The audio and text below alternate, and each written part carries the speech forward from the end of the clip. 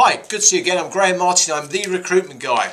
Again and again and again, people are asking me one consistent thing.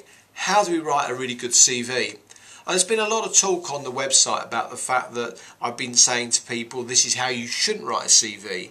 And I've done a lot of these recently, the Mad and Silly CV series. But I wanted today to actually go back to basics. One of the very first things I covered 3 years ago when I started doing these videos for the website and for YouTube was how to write a terrific CV. So for those of you who don't know how to, and those of you that perhaps haven't seen the earlier videos, let's do it now. So the first thing is, if you're going to be sending it physically out in the mail, always use white paper, no more than 2 pages, no fancy borders, no silly fonts, and I'd also avoid pictures, particularly if you look like me. You've got no chance of getting a job if you're as ugly as me. However, let's talk about the way we construct the CV. So at the top, it's your name in full, your home address or maybe your town of location, and your contact details, your email address and your mobile and perhaps your home telephone number. And some top tips for this: if you're going to have an email address, don't do, well, one lady I had was sexysusan@gmail.com, and there were some numbers behind the Sexy Susan. I can't remember what they were, but it wasn't Sexy Susan, it was Sexy Susan and some numbers. So don't email her and say you've got a silly email address. But you know, why would you have a Sexy Susan email address when you're applying for a job as an accountant? I mean, it just doesn't fit. So get a normal, Susan Smith 1257@gmail.com, something like that. It's not so bad if you're applying for a creative job perhaps, but for most jobs I'd always suggest go for something nice and simple, something that just is about how to contact rather than making a statement. The second thing I'd say is that if you're going to leave a mobile phone telephone number for people to contact you, just say, hi, it's Graham, I can't take your call, please leave a message and I'll call you back. Don't have music, don't have some jazz piece going on, don't leave a silly message, just straight to the point, because employers won't thank you for that. And of course, if you're putting your home number and you live with your parents or some friends or your partner, let them know you put your home number down on your CV, lest in case the person takes a call from a future employer and maybe they get the message wrong or they don't pay enough attention.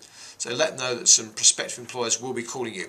So we've got the contact details. Personally, I wouldn't put the date of birth. You don't need to in the UK or the US, but you might consider that you wish to do so. At the top, I'm going to be saying construct a simple paragraph about what it is that you're looking for, what you have to add, and indeed what you are as an individual.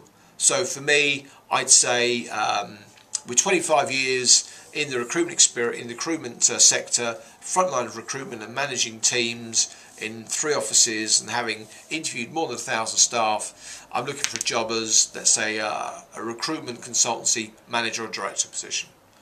I then put a little bit about what my key achievements have been, for example. So I'd say I've interviewed more than 10,000 people in 25 years, I placed more than 1,000 people in work, and my hit ratio is 1 in 3, and I've managed to develop and support people as they've grown in their careers, and I've got a high profile video on YouTube. Struggling, I haven't prepared this very well, have I? And lastly, I'd say exactly what I'm looking for in detail and what I think I can bring to your organisation. So I'd be saying I'm really good at developing teams and increasing performance and reducing, should we say, the ratios of people that go out on interview before they're offered a job. So 3 simple sentences, and that should apply to anybody. What your background is, what your achievements are, and what you could do for that organisation.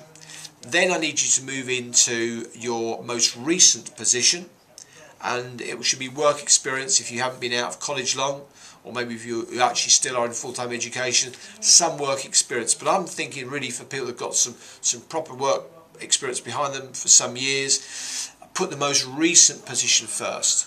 Name of the organisation, what they do, where they're located, your job title, and then a breakdown of maybe half a dozen different duties and 3 or 4 achievements, and then your reason for leaving.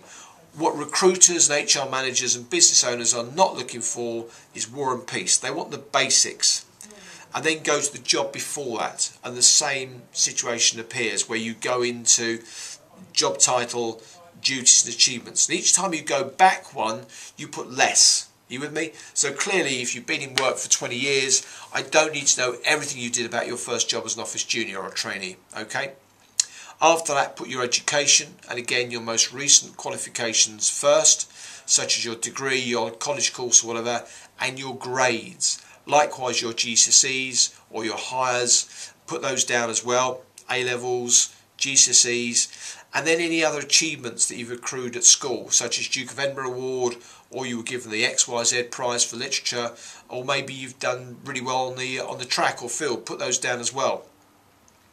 And then after that, you put additional qualifications, maybe health and safety, maybe first aid, maybe something to do with a specific piece of equipment you've used, maybe some accounting qualifications that you've got. But of course, if you've got an AAT, your FCA or FCCA, I'd be putting that at the top, actually after your name. If you've got genuine qualifications, you can put it after your name. I'm rambling around a little bit here, but I just want to give you the good stuff as it comes straight to my head. And then after that, you put your interests. Now, honestly, I don't care if you like socialising, if you like cooking, but I want to know what marks you out as different. So if you've done some fundraising, if you've read 300 miles, London to Paris, or you've climbed Kilimanjaro, or involved in the church, or you maybe shoot videos for YouTube on, I know, let's say, the natural world and the life cycle of the mosquito. Put that in. Put stuff that's different. I don't want to know that you socialise, you like watching TV. You know what? Joe's laughing behind the camera. Everybody puts it. And Joe, we don't want that, do we? No, she's too shy to say that. Go on, Joe, say no. No. There you go. The lady behind the camera has got a voice. So please try and keep this about what the employer wants to know about. References on request, I would suggest, would be available. Do not put your references up front until you've actually given permission for those to be contacted. Now let's think a little bit about the covering letter. It should be an expanded version of your CV, and it should be specific to that particular role. So, dear Graham Martin, I'm applying for the job as a recruiter at Orchard Recruitment in North London, Enfield. I'm interested in the role because I've got XYZ experience. These are my achievements, and this is what I think I can do for your company. So in many ways, it's a bit like that first opening paragraph, that personal statement, and you're going to put this down and expand upon it. And hopefully with a call to action, such as, I look forward to hearing from you, and indeed I'll call you at 3 o'clock on Wednesday afternoon to discuss your role in your organisation. Be a little bit courageous. And also, if you're going to send it in the post, go for a coloured envelope with a proper stamp, handwritten. Don't use a label, don't use it through the franking machine, and please don't use a plain white or buff covered envelope, because they just don't stand out. Every time somebody sends me an envelope which is blue or pink or green, I pick it up, it's the first thing I read that day. And when you think that even in these times I'm still getting about 25-30 letters a day, I want it to be stand out. So if you're going to email somebody with your CV, make sure that you use some of these principles in the email itself. Make sure that people can contact you quickly, and make sure the tagline is perfect. So don't be cheeky, just put regarding your vacancy for a telephonist, managing director, accounts clerk or whatever. Personally, I always advocate actually making a direct approach as well as emailing, because if you pick up the phone, for me, I always like people that got the courage and the old-fashioned skill set to pick up the phone and have a conversation with me. My children are 18 and 15. They don't like the phone so much these days. It's all about email, isn't it? But old-fashioned HR managers and owners of businesses like me want to talk to somebody. We want to engage and ask you questions. You're much more likely to get an interview if you actually pick up the phone as well as send it in. Running out of steam. So there you go. I've tried to give you the best of the previous videos I've done about the CV, the covering letter. Good luck with that. If you want to engage with me directly on this matter, please do so on the YouTube link. Engage with me, I'll respond to you. Or if you want to talk to me privately, just email me, help@therecruitmentguy.com. So I hope that's given you some good old-fashioned basic CV advice. My last parting shot is please avoid the cliches. On the opening paragraph, nothing about your hard-working, conscientious team player, enthusiastic, ambitious. Guess what? Everybody is. Tell you something different. That's it for me. Bye for now.